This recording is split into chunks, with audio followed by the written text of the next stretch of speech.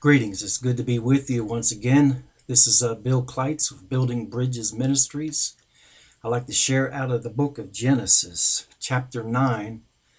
Did you know that if you look at Genesis chapter 9, 10, and 11, it all deals with Nimrod and the Israelites, and also some prophecies, also sanctification and how the Hebrew people got away from God. Can you imagine this? That they say, I've tried to study this, and they say it's about 300 some years later after the flood that the tower and things took place. So that means that Noah was still alive because he was 950 years old. It doesn't give us any kind of history. I have found some concerning what was going on at that time, but it's really legend. It's not something that it's not even you could speculate on. What was Noah doing at this time when they were moving eastward, as chapter 11 speaks about? Well, let me read that real quick. It says, "And the whole earth was one language and of one speech. And it came to pass as they journeyed," they is the Israelites. That includes, I would imagine, Noah and his sons. And then in 10, it gives the idea that Nimrod, verse 9 says, "He was a mighty hunter before the Lord. Wherefore it is said, even as Nimrod, the mighty hunter before the Lord. And the beginning of his kingdom was Babel." Then it gives where he ended up actually with the Israelites in Shinar. And this is what it's talking about, that they journeyed from the east, that they found a plain in the land of Shinar, and they dwelt there. So apparently, this is where most people get the idea that Nimrod somehow was given authority by the Israelites, and they followed him to Shinar, and he became king there because he eventually became a warrior as well.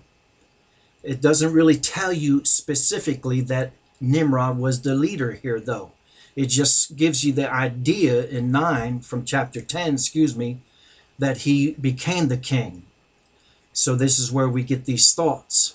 But nonetheless, what I want to look at is why, after knowing judgment came on the whole world, and if Genesis 6 was about women having sex with angels, and then they produced giants, and they were so dirty, because I have lot of history on that subject, that there was they were filthy, ungodly things going on with the angelic beings or spirits beings and human beings, women.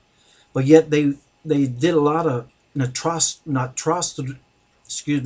a lot of bad things to the people.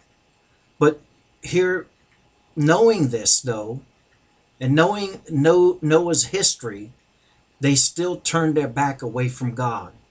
And when they built that tower, remember, in chapter 9, verse 1, it says, "And God blessed Noah and his sons, and said unto them, Be fruitful and multiply, and replenish the earth." Well, this is one place where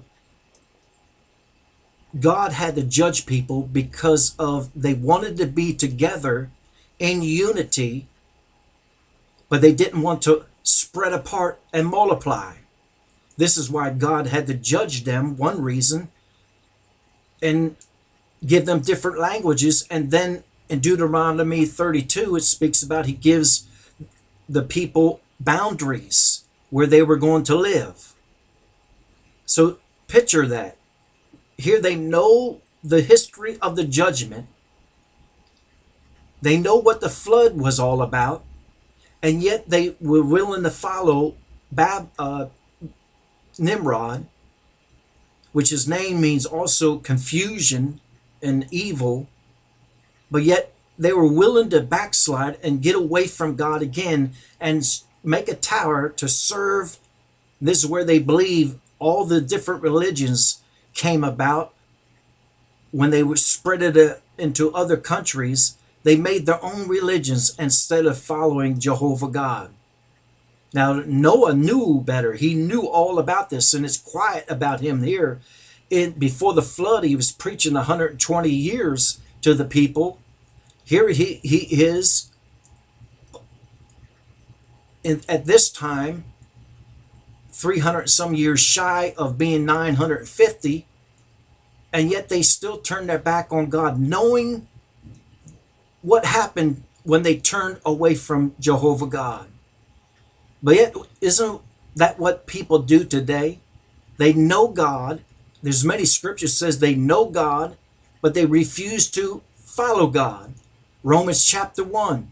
And then it speaks about also that he turns them over to their fleshly desires. And we see this happening today. And also in the line of Ham, you see that, well, there's a lot of bad things. In the line of Ham, you see Sodom and Gomorrah was in his descendants. Now, I'm not saying homosexuality was a curse from Ham, but it's just ironic that Sodom and Gomorrah, dirty and how filthy they were and perverted they were, how they rebelled against God. Yet, just like Lot, whose soul was vexed, we are being vexed today. You see, in society, the progressives and the postmodernists are coming against the word of God. That's why they are trying to promote perverted lifestyles, homosexual marriage, and all these other things. And now they're not satisfied with that. Now the lesbians want to have sperm from a man so that they can have children with the other woman and then pervert those children. Our schools today, colleges, professors. I heard one person say that America's not a sovereign country no more, or they don't want us to be sovereign no more. That's the New World Order. That's the Illuminati's idea, to have a one world government, a one world police force, a one world, so that nobody would be sovereign. That's what the Antichrist is going to try to do. But thank God, God is in control. He has a plan.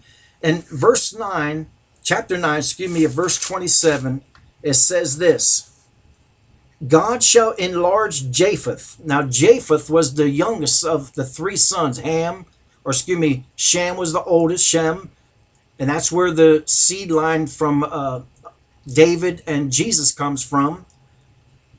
And then it says Ham is the second, then Japheth is the youngest. But later in the scriptures, in these three verses, you see that Japheth is mentioned first. So the first shall be last and the last shall be first. There's a lot of ideas here that's going on. And just like in Romans 9, 10, 11 and Genesis 9, 10, 11, it speaks about those three chapters they're similar and identical about what's going on: sanctification, redemption, rebellion.